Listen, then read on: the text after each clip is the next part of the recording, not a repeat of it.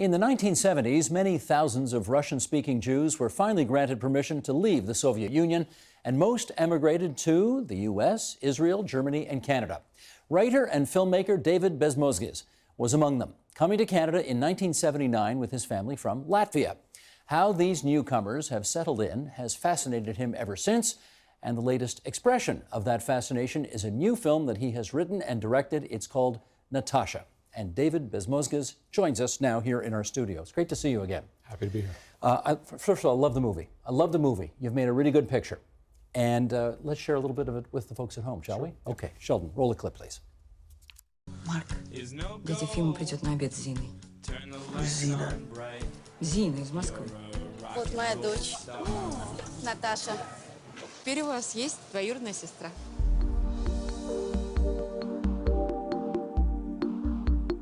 Just a companion. Just a cousin, sort of.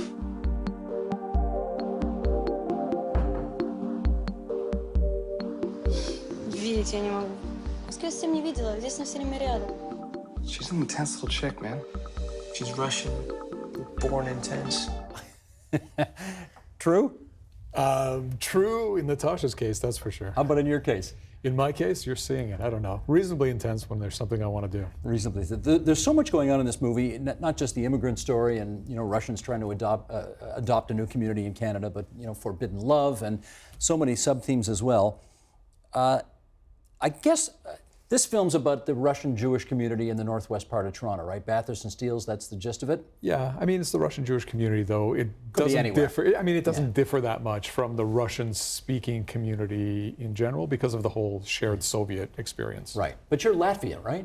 I mean, ethnically Russian, but originally from Latvia? It's more complicated than that. I'm like I'm Latvian Jewish, but my language is Russian. Okay. And you came to Canada when? 1980, I was 6. And how come? How come?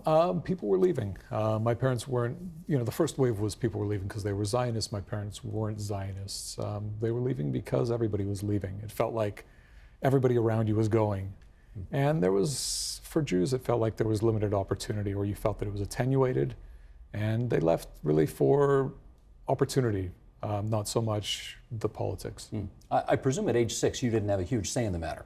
I did not have a very big say in the matter. Did you get the significance of it, though, at the time? I think, as a child, and I have children now who are about that age, they're fairly sophisticated. And I mean, I understood the importance of what we were leaving behind. I didn't know where we were going. Let's just bring up some numbers here, because there really was, for people who weren't around at the time, this was a mass exodus out of the Soviet Union and the former Soviet Union. To Israel, almost 1 million people. The USA, 350,000. Germany took 120,000. Here in Canada, 50,000. And Australia, 20,000. Can you give us sort of the Coles, here's a reference that you have to be a certain age to get. Coles That's Notes, right. yeah. The Coles Notes version of why so many people were allowed to go at this particular wave. Okay, so I think the one thing that has to be made clear is in the Soviet Union, like Cuba today, you couldn't just leave. You needed an exit visa, which is a foreign concept to anybody in a democracy, right? And the only people who were allowed to get this visa, there was a political deal struck between the Soviet Union and the US, were these Soviet Jews. There was a lot of advocacy on behalf of these Jews in the West, and you could say, well, these people have an ancestral homeland outside of the bounds of the Soviet Union, Israel. And so you'd say, well, we're going to Israel, to our ancestral homeland. But people would leave, and at a certain point, people started declaring refugee status. And rather than proceeding on to Israel, they went to all these countries that you cited. Do you know why your folks picked Canada? It's in a way, it's pure whim. My father had a friend who was acting as a translator to basically the agency that was doing the refugee processing. And he asked where we were going at the time. We were going to the United States, to Atlanta specifically, not because we knew very many people there. But he said Canada's opened, and Canada had this great mythology. Not in small part, my father was a sports guy because of the '72 Super Series. The hockey series. The hockey series. And because of that, Soviet people had seen something of Canada on television, of Winnipeg and Toronto, et cetera, et cetera. And it also had this sense of like, it's not a superpower. It has this very benign feel in the world, which I think it still does, this reputation. Climate, not that different from where we were coming from. It sounded like a great place to go. There's always a risk in trying to assume that this picture is either more or less autobiographical of your life, but let me just sort of try one example on for size here. The young boy in the film, who I guess is supposed to be playing a 16-year-old, something That's like right, that? yep. Okay. His parents talk to him in Russian. He almost always answers in English. Is that the way it worked in your home? Yeah, I think, in showing the film a little bit around festivals, any, second generation immigrant, which is what we'll call me, Russian, not Russian, Korean, whatever, I think that's the common experience, right? That the older generation speaks in that language, you understand it, but you've already started to shift away and you're responding in English. What did they think when you wanted to speak English to them, but they of course wanted to keep the Russian language alive in your heart and soul as well? That's a good question. I mean, I think they were just accustomed to it. That's what everybody was doing. I mean, there were families where, the parents worked harder for the parents to retain the children to retain the language. For me, I came back to Russian because my grandparents moved to Toronto, and then there was no English, and so I had to go back to Russian. And it was a gift. I couldn't do the work that I do if I hadn't retained my Russian. And again, the two protagonists, I guess, in your picture, they only speak Russian to each other. And part of his mission is supposed to be speak English to her and get Natasha to figure out what English is all about, and he never does. Right. How common was that? Well, I mean, this is where it's fundamental to the movie and the way the movie was made. So these two characters, the boy and the girl, would have never been brought together. She comes in the summer, there's no school. She speaks no English, and somebody has to look after this girl. But because she speaks no English, he speaks, enough Russian, and therefore they speak Russian to each other. I mean, she's just arrived. And that's the film, by virtue of that, is in large part in Russian. Shot in Toronto. I think it's perhaps the first essentially Russian language film made in this country. I'm sure it is. And I think the irony is this film probably will do better in Russia than it will in Canada. Do you have plans to take it to Russia? That's a good question. I don't know how much interest Russians have in diaspora stories, to be honest. I don't know. Too bad, because they should see this. Well, the film, I think, in its small way, is kind of critical of Russia, and I think Russian media right now is very sensitive to that sort of thing. A depiction of a girl whose past is in pornography in Russia doesn't make Russia look particularly good, and I don't know how receptive they would be to that. Again, on language, what language do you speak to your kids in? English. My wife is American, so the language fell off. So they know no Russian, your children? Yeah, they don't. I mean, they did for a spell. My mother was more involved, but it's an artificial thing. Russian is no longer my primary language. You still have it, I presume? I still have it. I directed the film in Russian. You did? Yeah. You directed the film in Russian? For the most part, yeah. Huh. Okay. Let's share these numbers here with you as well. A recent Pew study of Russian Jews in Israel revealed that 73% continue to speak primarily Russian at home, while nearly all other Israeli Jews, of course, speak Hebrew. Do you know if that's the case here in Canada as well? I think it depends when people came. So when we came, this is the 1980s, it's a very small community. That 50,000 number, I think most of those people came after the Soviet Union collapsed. So that's after 91. After 91, and therefore you have sort of a critical mass, enough people that you can have a community, and enough of a community that you can have Russian schools. There are Russian language schools in Toronto. There weren't when I was here.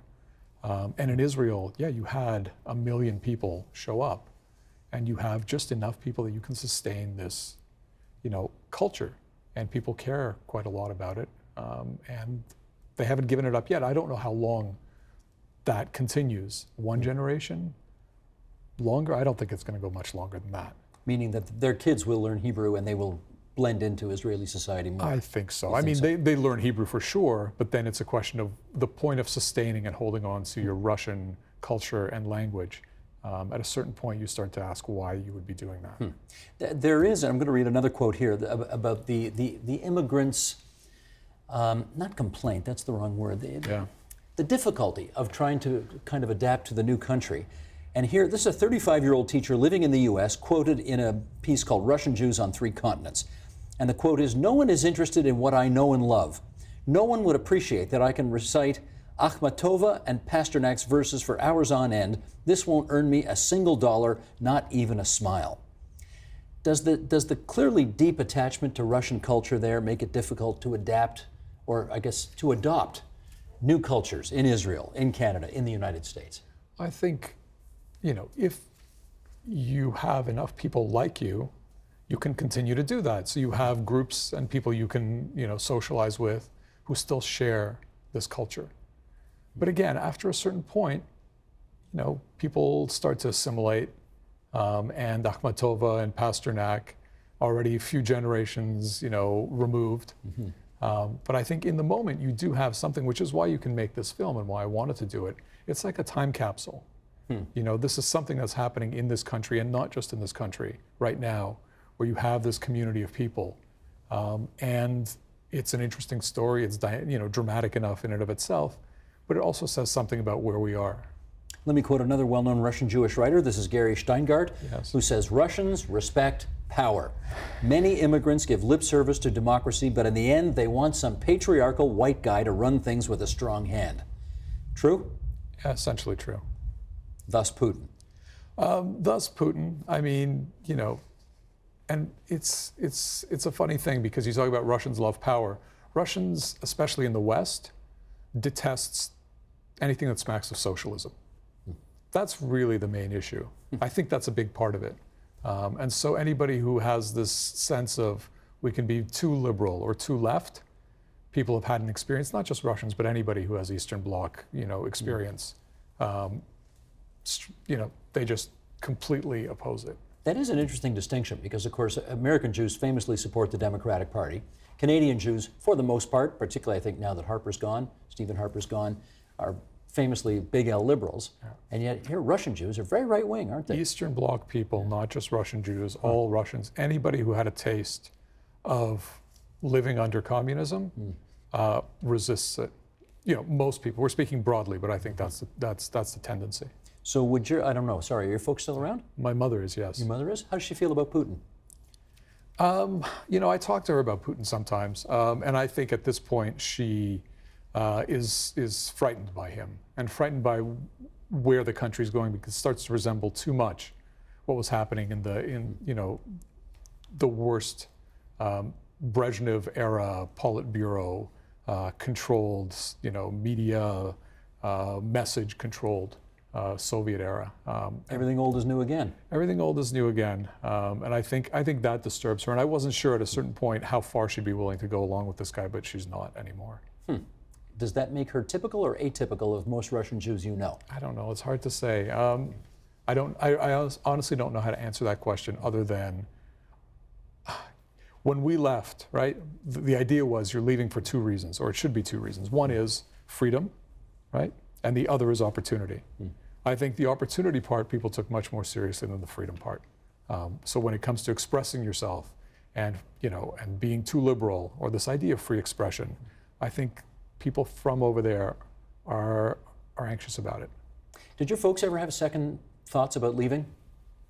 My father said that he would have dreams. He would often have dreams of going back, like dreams at night, sleeping dreams. But they never spoke about it. I mean, however difficult their lives were, that was never an option.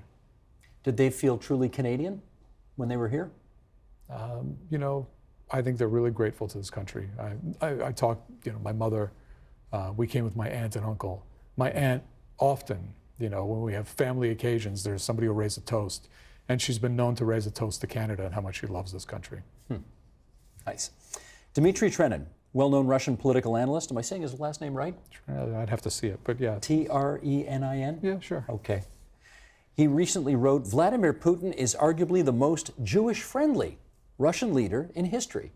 Is that accurate?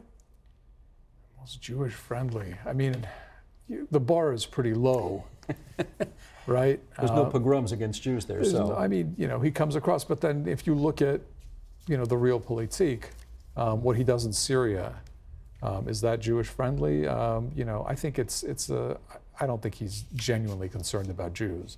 He's genuinely concerned about power and whatever it is that will allow him to have the veneer of holding power.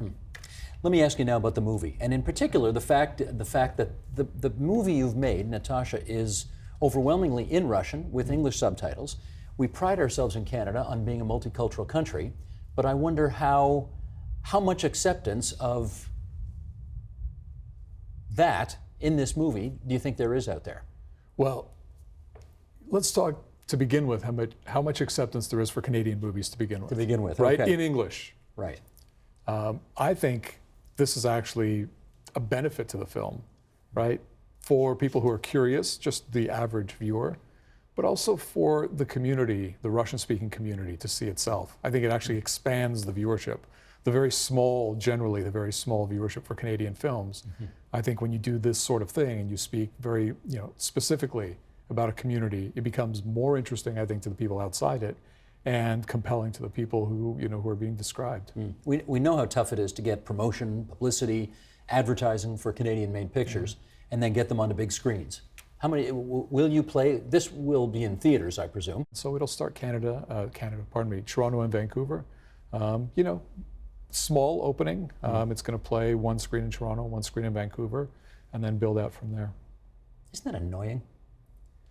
It's not that annoying. I mean, I have my issues with in general, with exhibition. You knew it wasn't going to be Star Wars, right? Absolutely. You weren't going to get 1,500 screens. But one screen in the biggest movie city in second biggest movie city in North America? But I think that's common. I mean, that's just the reality. I don't think it has anything to do with me. It has to do with the way films are released. For sure.